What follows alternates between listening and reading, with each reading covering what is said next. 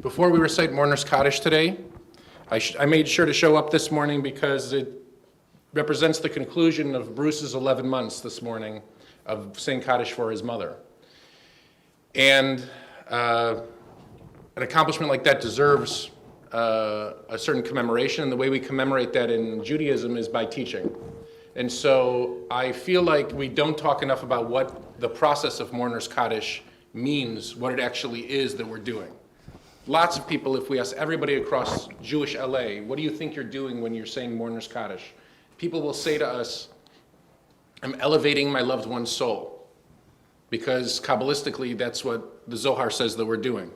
Or, according to the Talmud, we are starting a process that begins at the burial site when we cover the casket with earth, the process called Chesed Shel Emet.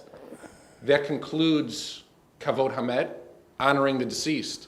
Then we turn to the mourners and we begin a process called Nachum Avelim, comforting the mourners. And the beginning of that process is symbolized by the recitation, the first recitation of Mourner's Kaddish. That process is actually not complete until the last recitation of Mourner's Kaddish in the 11 months. We know now the process might never be complete.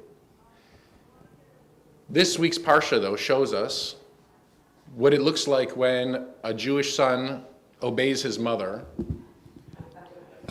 And that process in the Torah is Jacob, who is profoundly the Jewish child, always, and ends up as a child becoming the father of all Israel. And his mother tells him, essentially, to go. Abraham is told by God to go, and he's unsure where to go, and he kind of finds the right place. Jacob is told by his mother to go. It's unclear to me which one of those voices is stronger in their mind's eyes, but Jacob takes off right away, and he ends up going right back to her house. That's how he understands to go to her house, because what he's looking for is the other kind of wife. Not the wife like his brother has taken several times over, but the kind of wife that his parents want him to have, the kind of partnership, the kind of love. And he's looking for adulthood, maturation. He's looking for growth. The process of leaving his mother, but always listening to his mother, allows him to become the father of Bnei Israel, to move from Israel to the father of Bnei Israel. All of us do our best as much as we can to listen to our mother, whether our mother is still alive or whether our mother has long been gone.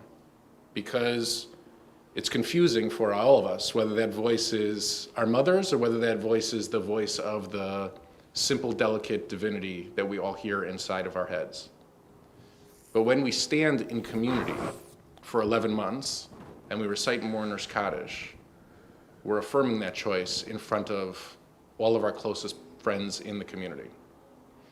And Bruce, it's going to be up to you now that you've done that for 11 months to take a few days off, right? Now that you're going to be discharged from the Minyan and you get leave, we hope that you come back and you stand next to others who will decide to make that same choice as well, who will decide to continue to listen to the voice of their parent or their sibling or their loved one that's going to live on deep within and continue to speak with them and continue to help them journey throughout their life, just as our ancestors have been doing throughout time.